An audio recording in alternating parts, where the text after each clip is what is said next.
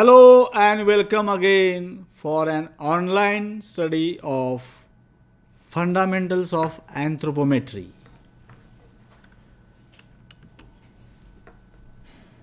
As I told in the first session of fundamentals of anthropometry, we are four speakers to complete this subject on anthropometry. Myself, Dr. Rosario Pascal D'Souza. I am going to complete two chapters.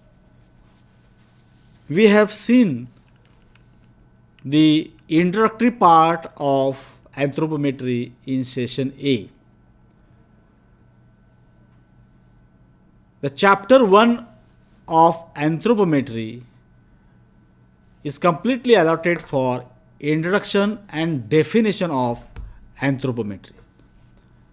So, I have completed session A of chapter 1, that is introduction on anthropometry. Now we will go to session B of chapter 1, and that is definition of anthropometry in details.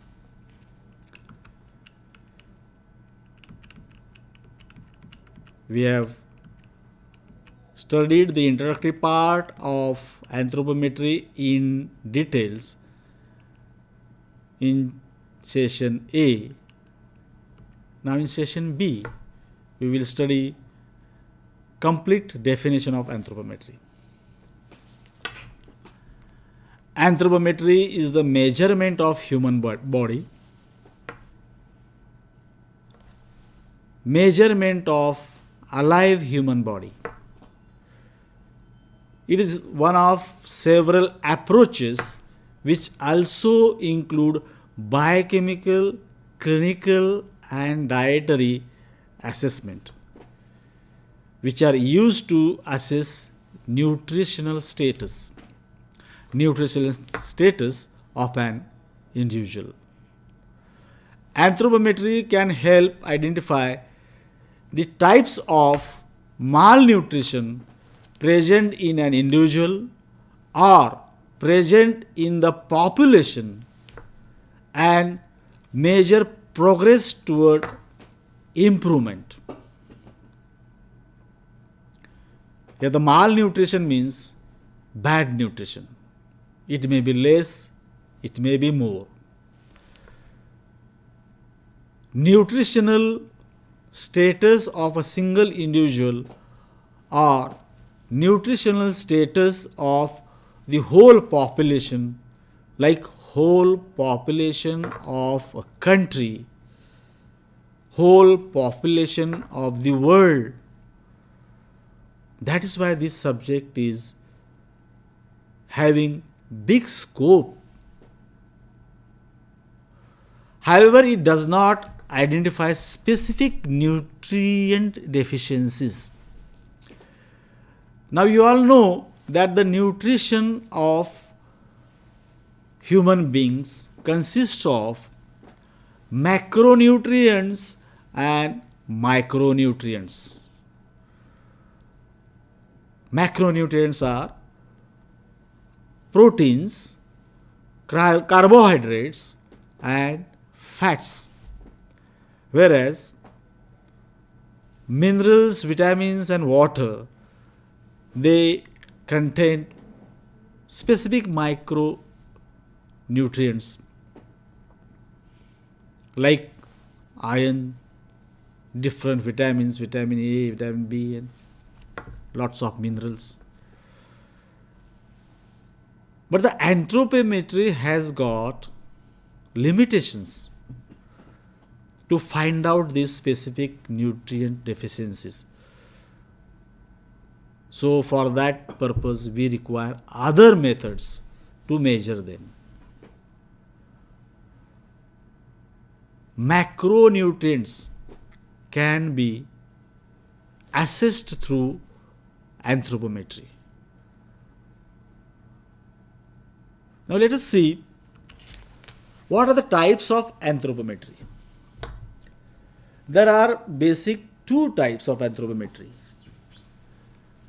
Commonly used types: static type and dynamic type. Static and dynamic anthropometry are also referred by the names as structural and functional anthropometry. These terms which more explicitly express the body and its action. Static dimensions are taken with body parts held in a fixed and standardized position, whereas in dynamic anthropometry, the body parts are not fixed and moving for understanding the action. So, structures are related to anatomy and functions are related to physiology. So, this is how these two types helps you all to understand anatomy and physiology also. Remember these two types, static type and dynamic type. Now, what are the importances of anthropometry? Why do we study anthropometry as a separate subject and a subject for elective? Apart from clinical usages, the anthropometry plays an important role in industrial designing, clothing, designing of clothes, ergonomics, and architecture, where statistical data about the distribution of body dimensions in the population are used to optimize products.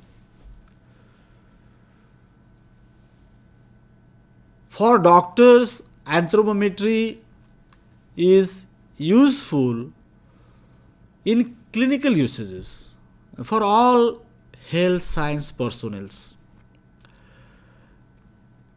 But anthropometry is not only limited to health sciences. It is also beneficial in industries for designing architecture. Like I am wearing a suit today, which is a ready-made suit, but I got it in a showroom which fits me. That means through ergonomics, these companies, these industries, they have designed such kind of clothing where you can select one which fits you. That means these industries and those companies who releases the products, they have studied anthropometry. So same thing goes with other utilities which human beings use. All the devices. We'll come to that one by one. So see, now anthropometry is moving from clinical uses to the industrial designing and architecture.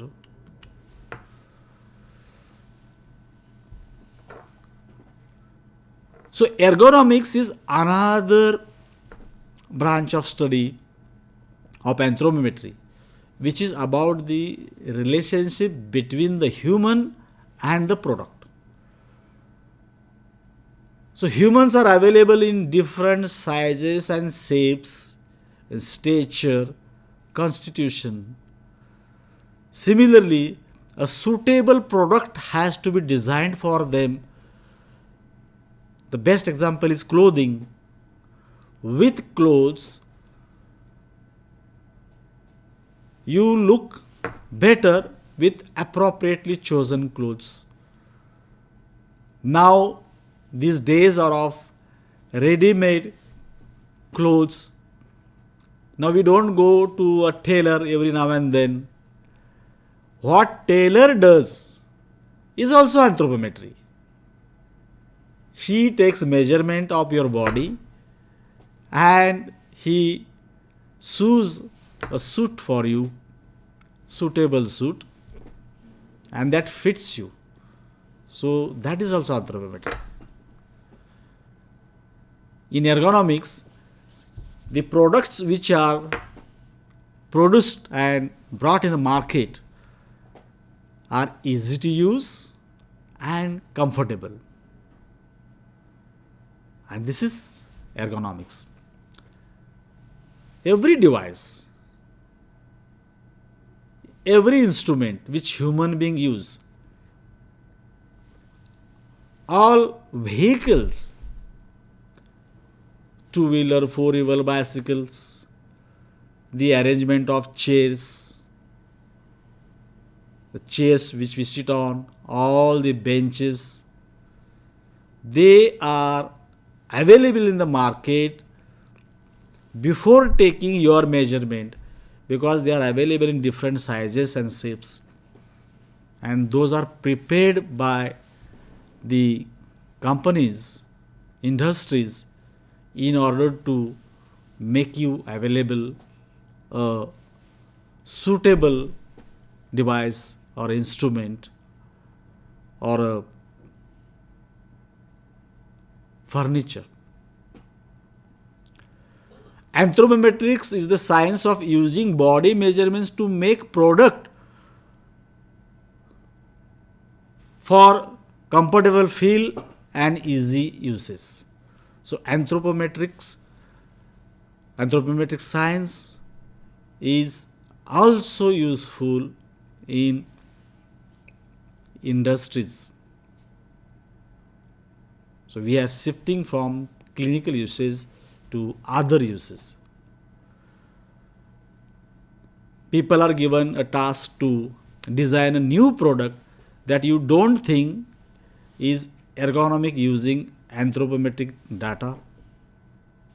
Yes, they use anthropometric data to design a new product. So we are using those products, and here the anthropometry is helping the industries to make those products available for us. Well,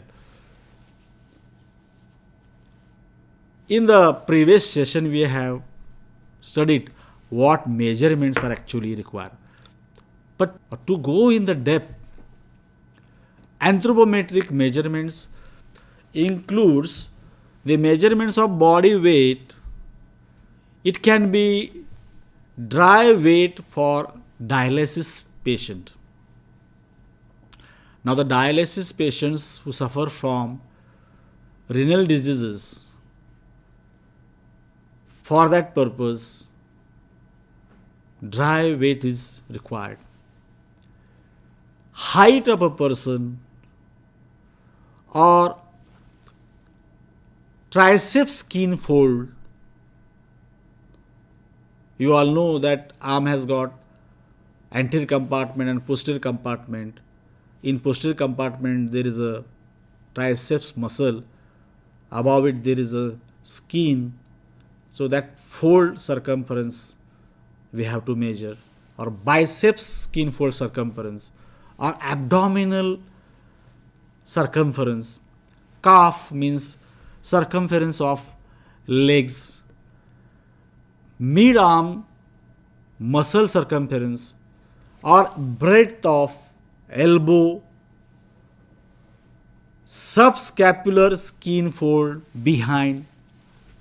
So these are all anatomical terms. Below the scapula, the subscapular region, or above, around the scapula, the skin fold has to be measured.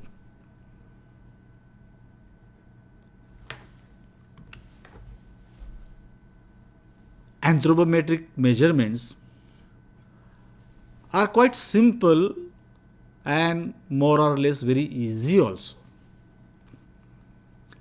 And those can be used on any individual of any age.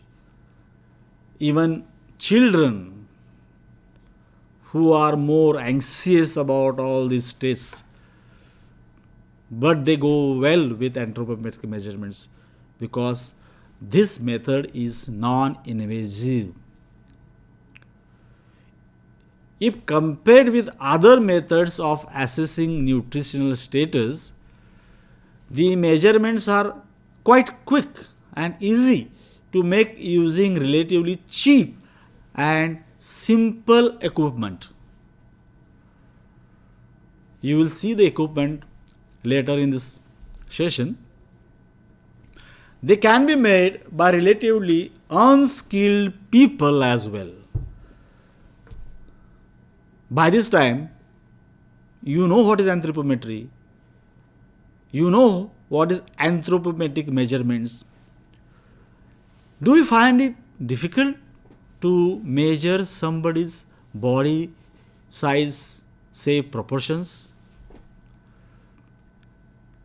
Is there high skill required to measure the body? A body can be measured by unskilled people also, by giving them a simple training. So anthropometric measurements can be done, of course, by the doctors. They are the main people here in our study. But nurses can do it, the assistants can do it, ward boys, even IAs can do that if they are taught properly. So it's not a skillful job. Anybody can do it. And plus it is non-invasive. We don't need scalpels to cut the skin, what we do during dissection. We use needles, scalpels, cannulas, scissors. Here nothing of that kind is required. All are plain and simple devices.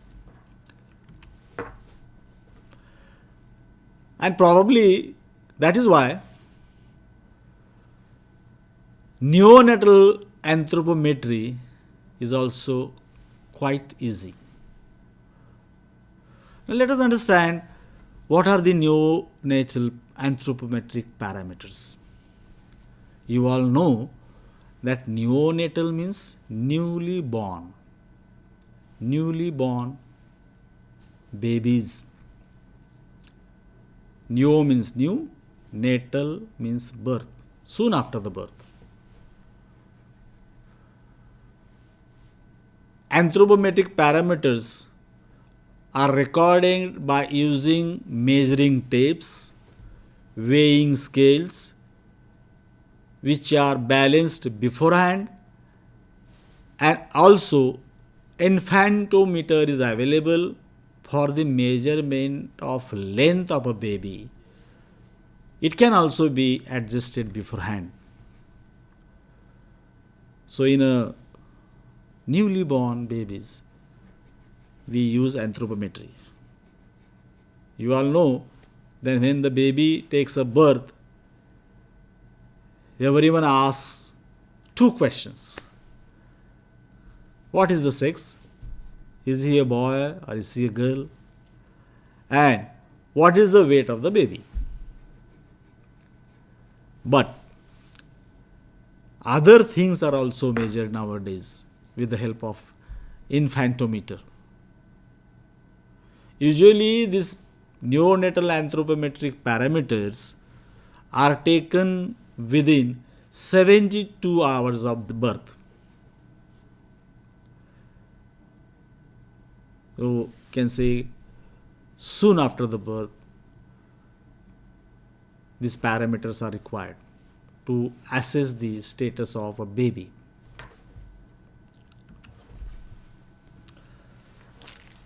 Now, what is anthropometric data and what role it plays?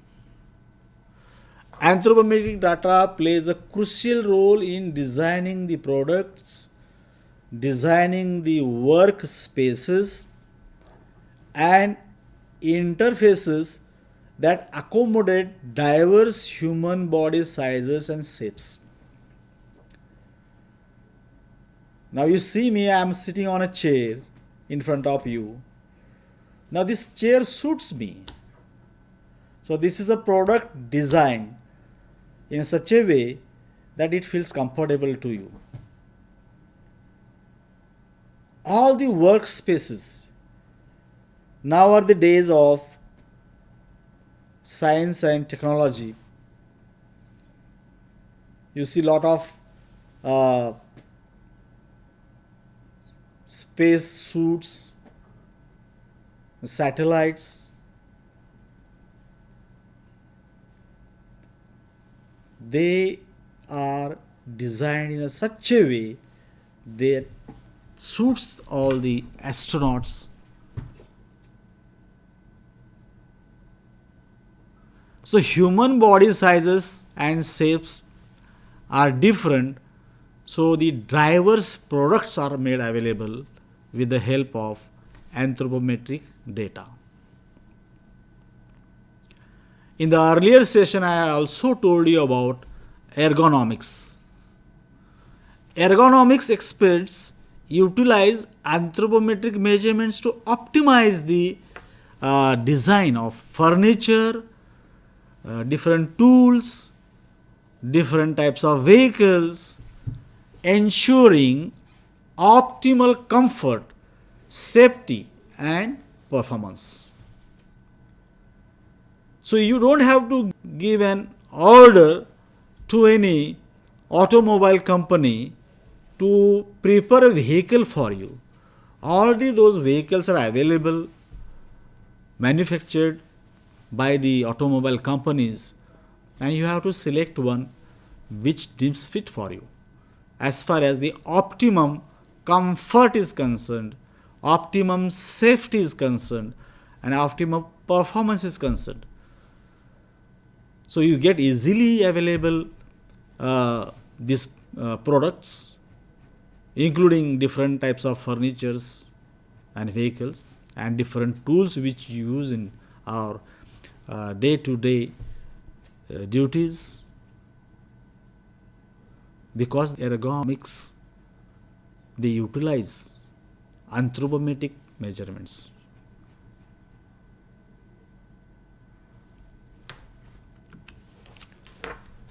For the sake of making it a science, anthropometric equation is formulated. You can see the formula here: total body weight and body volume and so on. Now it is developed and its internal validations are also confirmed. With the help of this equation, we can find out the exact body size and proportion. Total body weight in kilograms equal to 5.249 plus 107.502 body volume length plus 0.289 weight in kg plus 2.0156 in male 1 and in female 0, r raised to 2 equal to 0.91, RMSE is equal to 1.885 kg.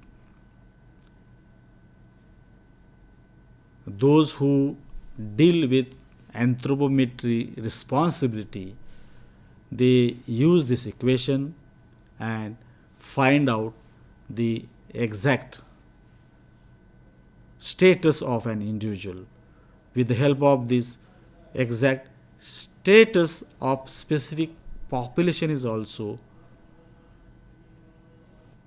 anthropometric science helps us for the measurement of the population's dimensions. The population dimensions are obtained based on the population's size. and strength capabilities and differences among the population. There are three ergonomic design principles which are based on anthropometry, and they are design for a range, design for the extreme, and design for the average. The word extreme means towards both range and average. So range, extreme, and average, these are the three ergonomic design principles based on anthropometry. Further, anthropometric measurements can be used to describe particular human physics. See the word physiques, physics, which is known as somatotype. Soma means body. Somatotype, types of bodies. So based on this, we have three somatotypes: endomorph, ectomorph, and mesomorph. You will get endomorph somatotypes human physics, ectomorph somatotype human physics, or mesomorph somatotype physics. Nevertheless, some individuals may also present a hybrid of two somatotypes. So endo and ecto together, endomorph and ectomorph, or ectomorph and mesomorph. So accordingly, we get fourth category and so on. But basically, there are three somatotypes based on anthropometric measurements. Well, now we will understand what are the anthropometric measuring tools. We call them as anthropometric devices. Anthropometric measuring tools are required to measure the body, and accordingly, these tools and devices are designed for the usage of anthropometric measurements.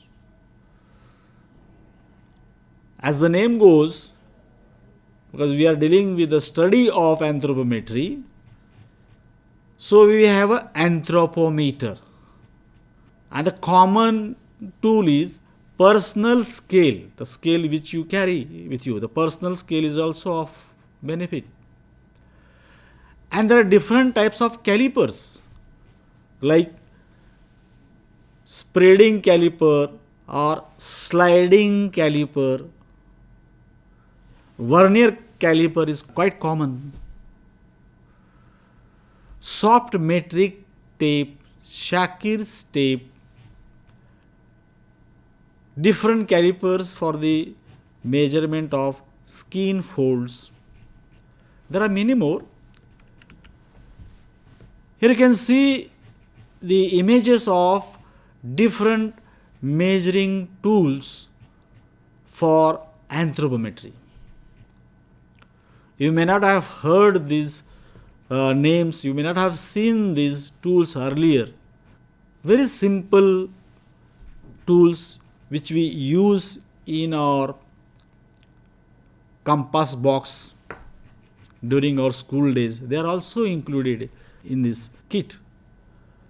There is an angle locator, there is a pressure gauge, there is a laser level, there is a inclinometer, of course there is a protractor also,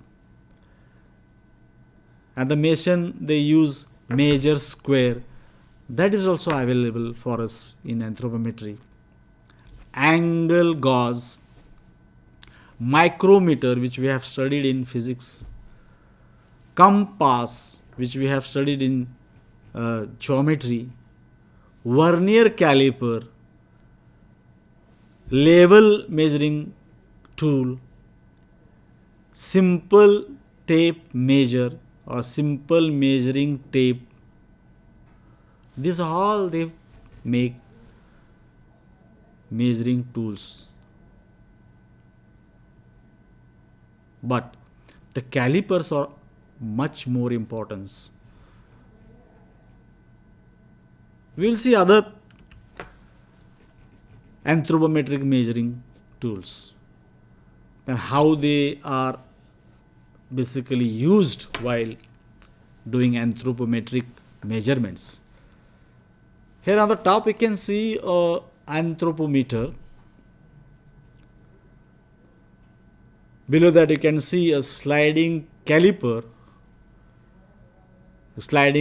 large, sliding caliper small, spreading caliper, goniometer,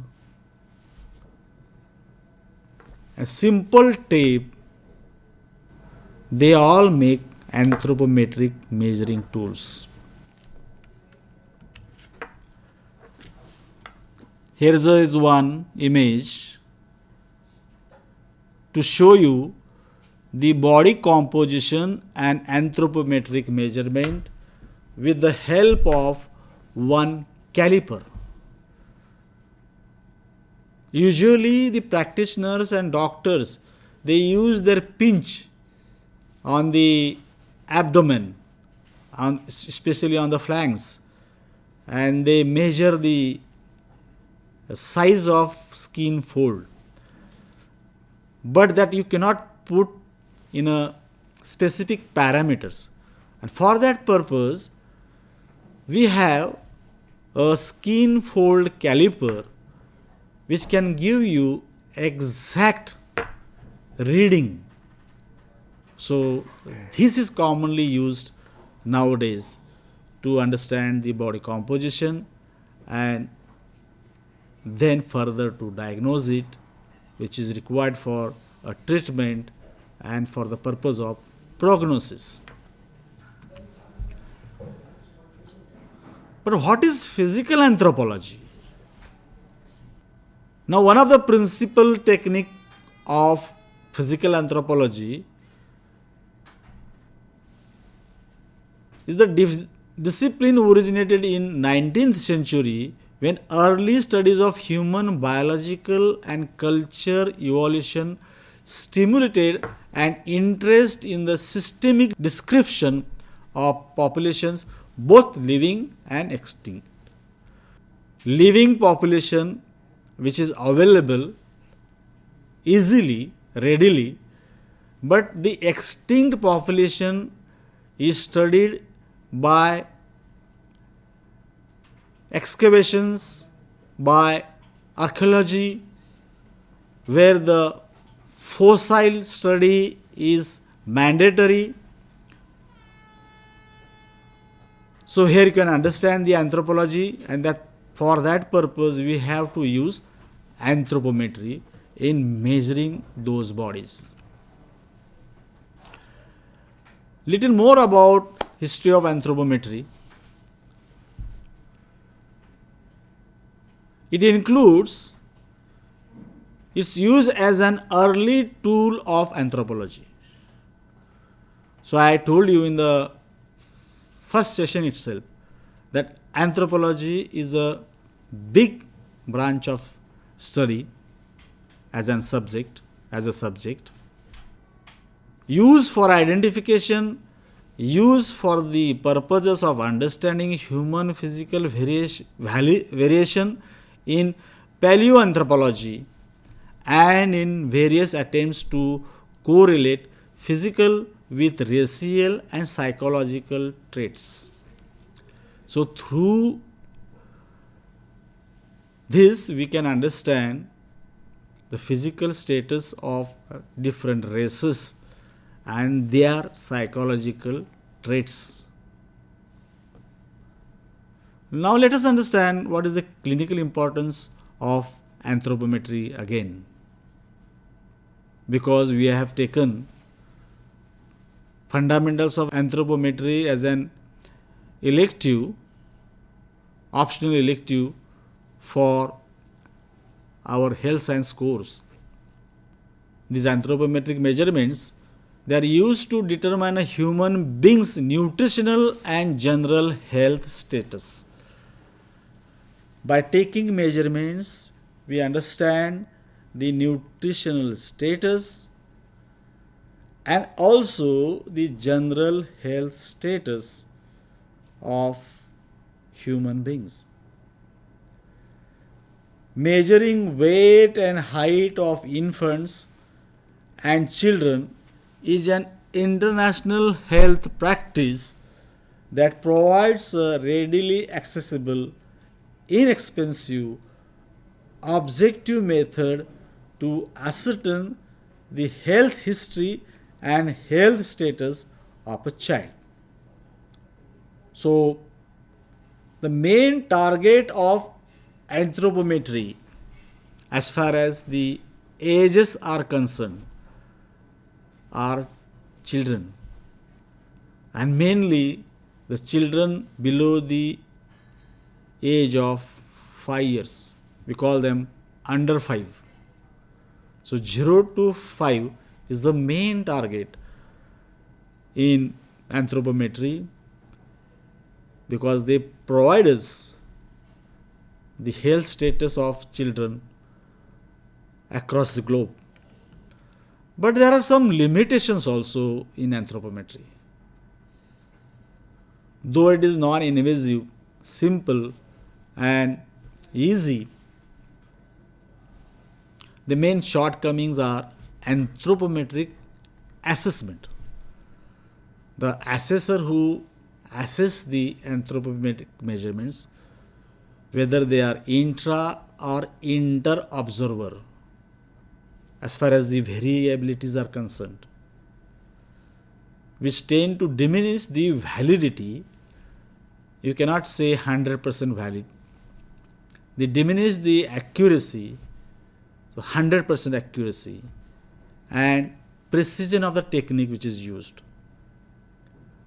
So all the readings may not be precise, may not be accurate, so may not be valid because of intra and inter observer variabilities. Short limitations are there for anthropometry. Nevertheless, there is a good scope for anthropometric measurements, because they are used to assess the body size and body composition. The measurements are simple, safe and non-invasive, and they provide information on past exposure, but cannot detect short-term disturbances or deficiencies of a specific nutrient. We have seen it earlier. Vitamin A deficiency, vitamin C deficiency, vitamin D deficiency. The specific deficiencies cannot be detected by anthropometry if they are very recent.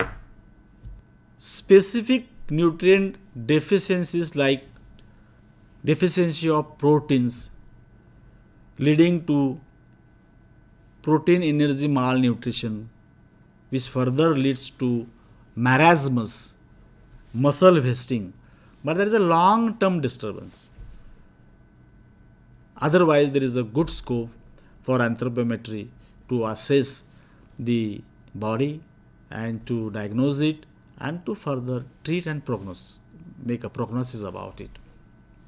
Anthropometric measurements cannot identify exact protein deficiencies or exact micronutrient deficiencies. They can't detect small imbalances or disturbances in nutritional status, nor they can identify small changes in the proportion of body fat in order to learn body mass. These are the further limitations for anthropometric measurements. Well, anthropometric measurements cannot identify exact protein deficiencies or micronutrient deficiencies. They can't detect small disturbances in nutritional status, nor they can identify small changes in the proportions of body fats in order to learn body mass. So these are the small limitations in anthropometric measurements. Well, there are 7 variables in anthropometric assessment where the characteristics are assessed by using a battery of 7 variables. One is arm span, we call it as AS. Other is body height, we call it as BH. And the other is body weight, we call it as BW. The next is waist circumference, we call it as WC. The other is hip circumference, we call it as HC. And next one is waist to hip ratio, which is called as WHR. And finally BMI, and that is body mass index. So these are called as battery of 7 variables.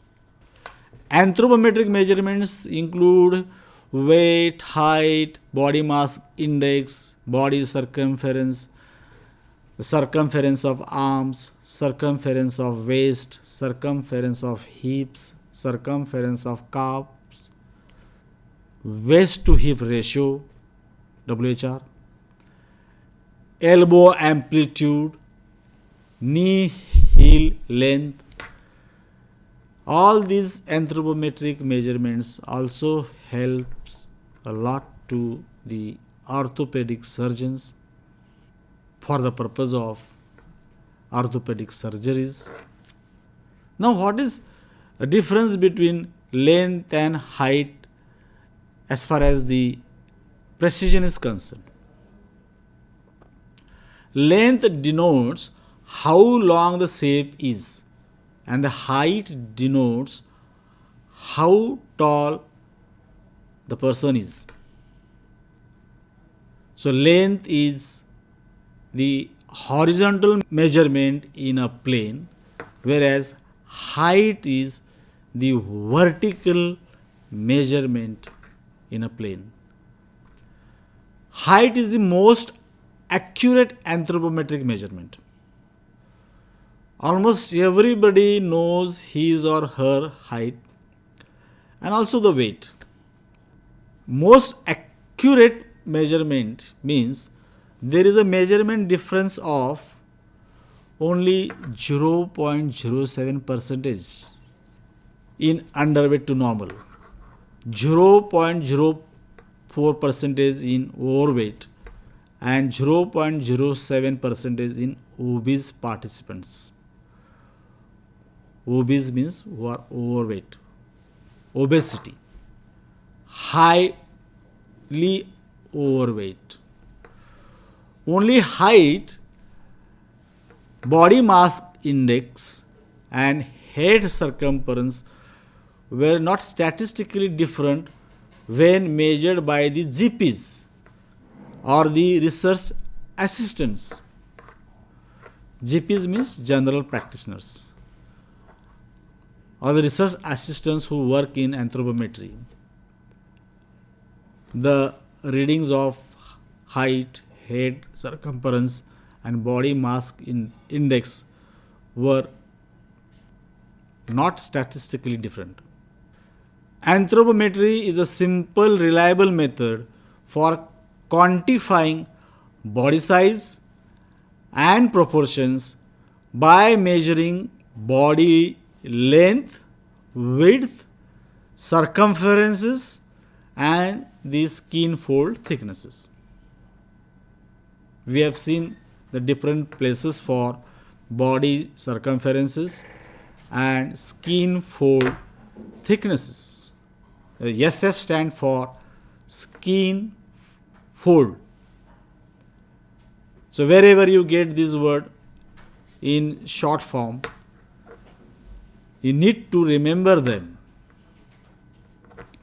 In circumference, SC means hip circumference or head circumference. It needs to be specified. Well, now it is time to understand the relation of nutrition in anthropometry. So we call it as nutritional anthropometry. Nutritional anthropometry has been defined as measurements of the variations of the physical dimensions and the gross composition of the human body at different age levels and degrees of nutrition.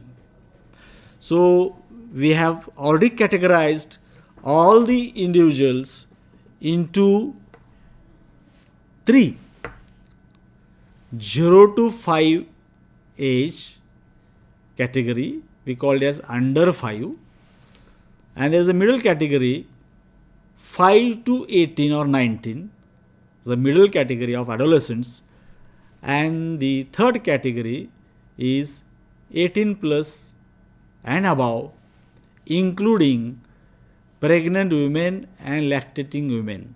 So the food requirement, nutrition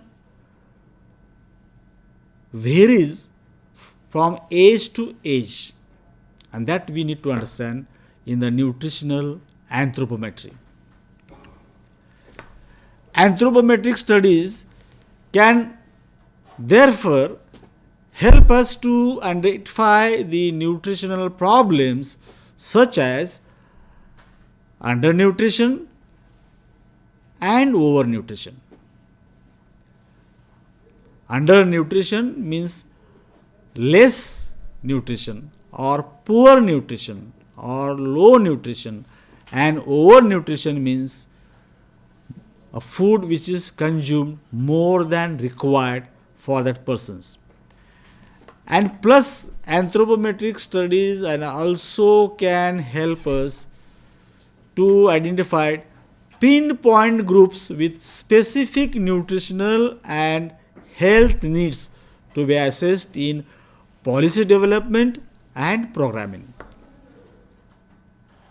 The policy development is decided by the governments or regulating authorities, and based on that, programming is also done for the purpose of implementation amongst the masses in order to improve the nutritional status.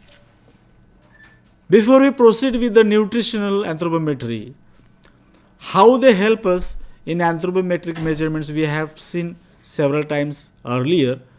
But to be precise, height of the body or length of the body, weight of the body, the main part is mid upper arm circumference, which we call commonly as MUAC, demispan or arm span, knee height, sitting height, skin fold thickness, and hair circumference. These are the most common anthropometric measurements. The impact of world changing technologies have given us different and more devices to measure the body. Here you can see one image where a tape is shown to you, which is required for MUAC, mid upper arm circumference. It is available in centimeters. How to measure mid upper arm circumference? That is to be studied by everybody or all the doctors, because it is a common measurement and there is a specific procedure involved in it. I'll show one video on demonstration of MUSE, but prior to that, let me explain to you what is MUSE. Well, here in this image, I am showing you a measuring tape. The impact of world changing technologies have brought different types of measuring tapes to measure MUSE. Now, by this time you know what is MUSE, but let me explain it to you again and how these measurements are taken, that we will see in the next image. MUSE means mid upper arm circumference. This is required more in children because children are more vulnerable for undernutrition, and those children, they suffer from wasting of the muscle, or you can say loss of muscle volume. And for that purpose, these devices, I mean to say these tapes are developed by different companies. The Shakir's tape is quite commonly used measuring tape. Here I am showing you one image where the MUSE is measured. How to measure mid upper arm circumference, that I am showing you through this image. As I said earlier, mostly the children are selected for MUSE. Here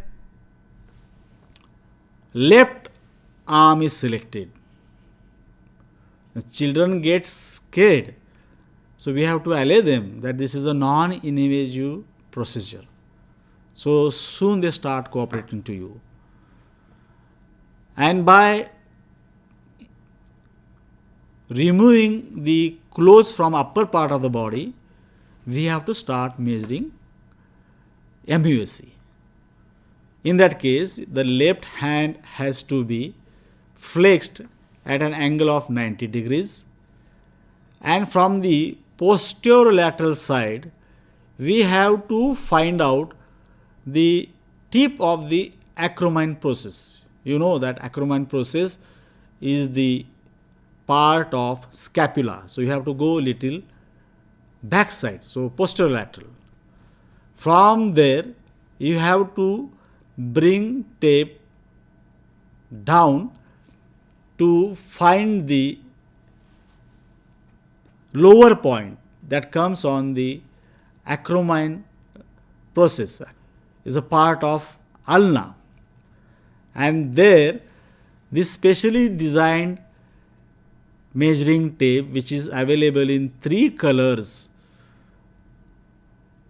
plus with a window, that has to be placed in order to find the midpoint between acromine process and olecranon process.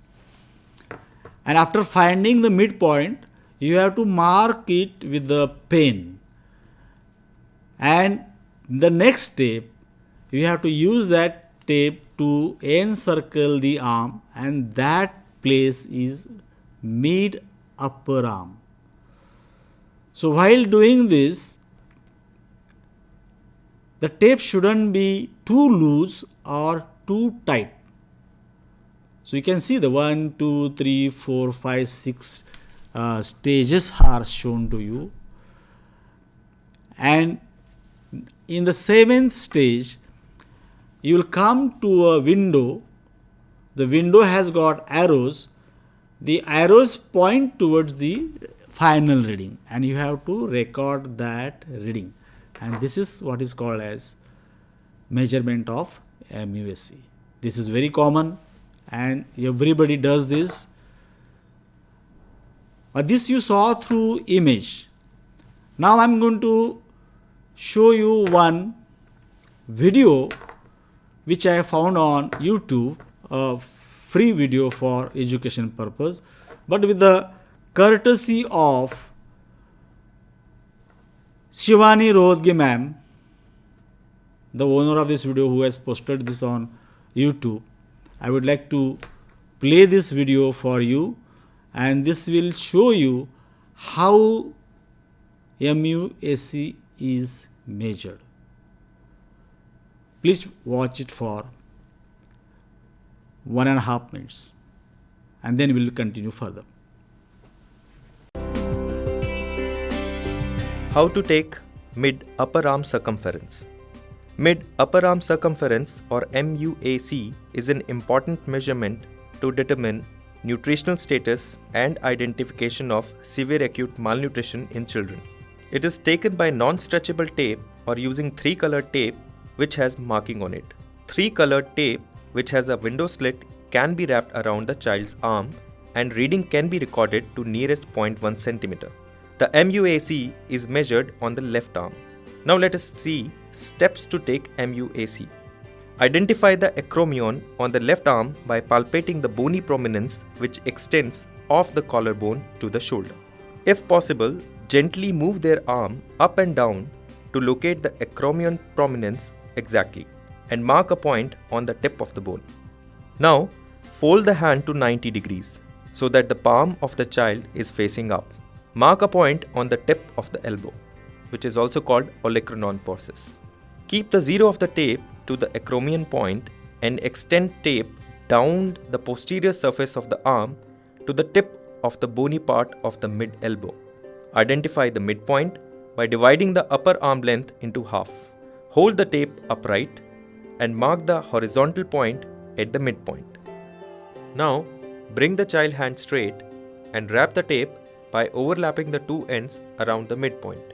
While taking MUAC, ensure the tension of the tape should not be too tight or too loose. Take the reading to nearest 0.1 centimeter and record on the case recording form immediately.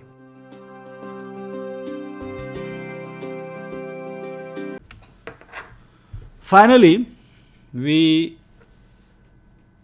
have come to the conclusion that identifying nutritional status in the population more correctly by calculating opposite score of the measurements, and it is a non-invasive and relatively correct way of identification.